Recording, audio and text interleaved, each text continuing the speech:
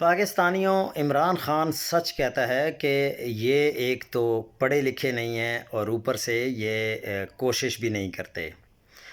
انہوں نے کیا کیا کہ پہلی بات تو یہ ہے کہ پوری دنیا میں مسلمان بہت خوش ہیں کہ انہوں نے افغانستان نے یعنی 20 ملکوں کی فوج کو شکست دی اور اسلام کا نام روشن کیا اور امریکہ کو بھی بھگانے میں پورا کردار ادا کیا۔ دوسری بات کہ نون لیگ کی حکومت نے برطانیہ کو جو عمران خان کے خلاف دلائل دیے ہیں وہ یہ کہ عمران خان سچا عاشق رسول ہے اور گستاخ رسول سلمان رشدی کے ساتھ بیٹھنے سے انکار کر چکا ہے۔ اور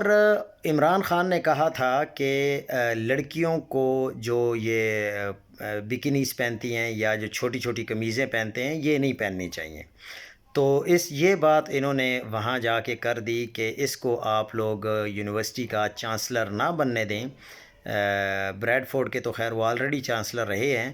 وہ میرے خیال سے یہ جو دوسری بڑی یونیورسٹی ہے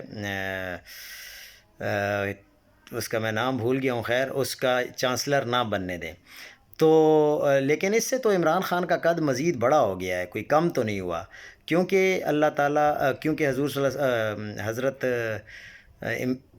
کیونکہ عمران خان صاحب بار بار فرماتے ہیں کہ اللہ الحق ہے، اس میں تو کوئی شک نہیں ہے کہ اللہ الحق ہے، اور ان کی زبان سے ایسی ایسی غلطیاں خود ہی ہو رہی ہیں کہ عمران خان کو اس کا فائدہ ہو رہا ہے، اس کا نقصان نہیں ہو رہا، لیکن یہ سمجھتے ہیں کہ شاید ہم عمران خان کا بڑا نقصان کر رہے ہیں، لیکن یقین مانیں یہ جو چال چلتے ہیں وہ چال ان کو الٹی پڑ جاتی ہے اور ان کا اپنا ہی نقصان ہو جاتا ہے۔